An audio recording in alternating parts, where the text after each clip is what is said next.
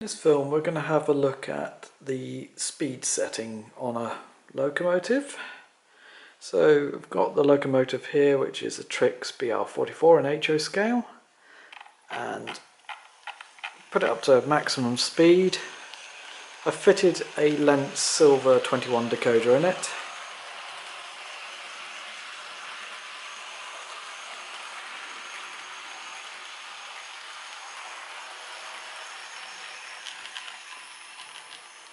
It's got a reasonable maximum speed.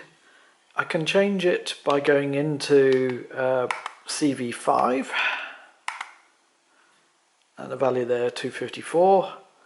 If I clear that and put in a really slow maximum speed, I'll go down to 25 like that. We can have a look. Now I've put the throttle all the way up. The locomotive's now with a very low maximum speed. General advice here with maximum speed is that the manufacturer should gear the locos to be realistic from the factory. So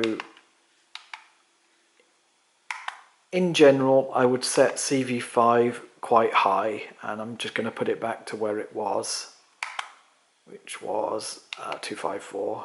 Oops, clear that. 254.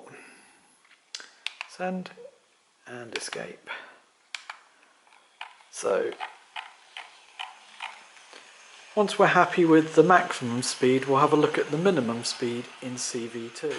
Now this is a very nice free running mechanism with a very high quality motor.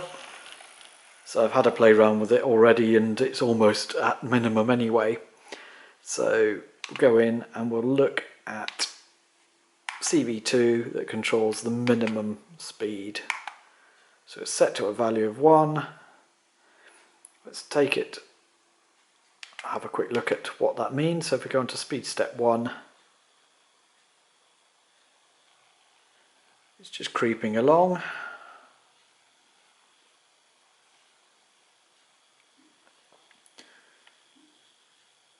I'm quite happy with that. If you found that the loco wasn't moving at all, you could go in and just keep raising CV2's value until it is just starting to move on the first speed step.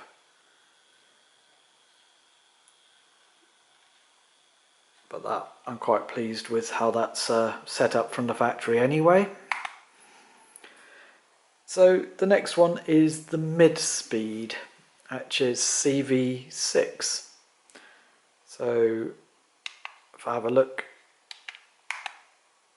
at the value, it's set on 48, and that's the factory set for the Lenz decoder I've got in there.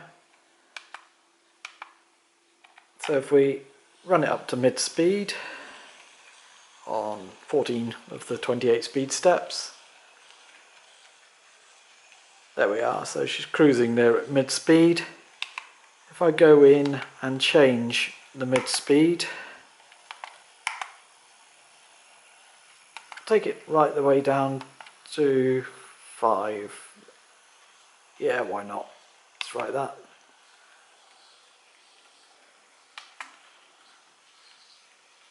See, the loco's slowed down. I can go in and change that to quite a high mid speed, so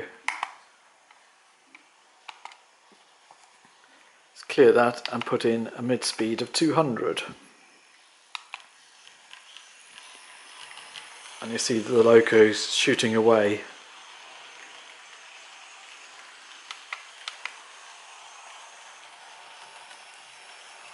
So the mid speed and the starting speed, the mid speed and the top speed are all used to calculate a smooth curve.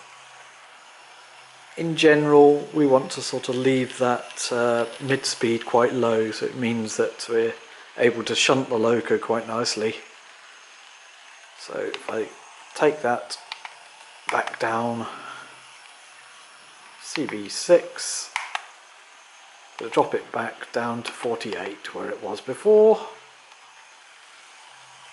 When we send that command, you'll see the loco slows down.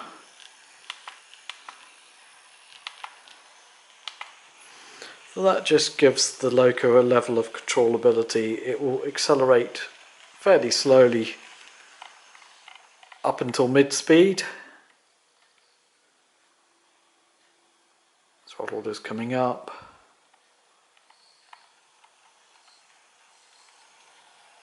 And then beyond mid-speed you'll see that it accelerates finally up to the top.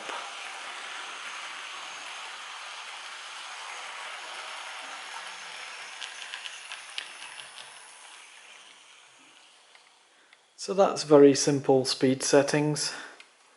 Another thing we might want to look at are the acceleration and braking delays, so CV3 and CV4.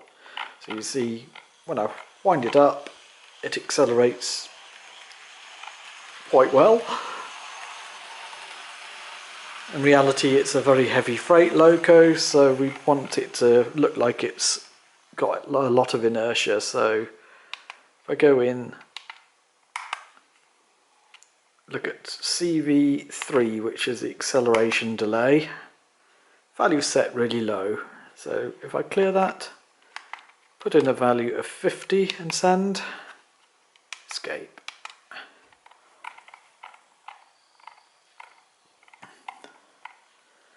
So I've wound the throttle right up. You see the loco is now accelerating slowly, and eventually it will start getting up to top speed. So the higher value, the more inertia, the longer it takes to accelerate up to its speed that you've set with the throttle.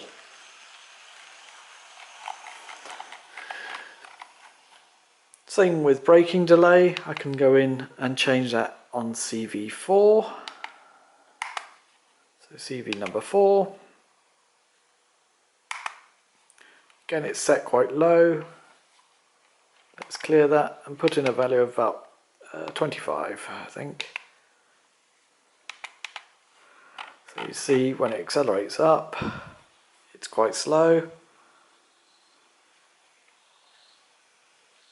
To get up to speed.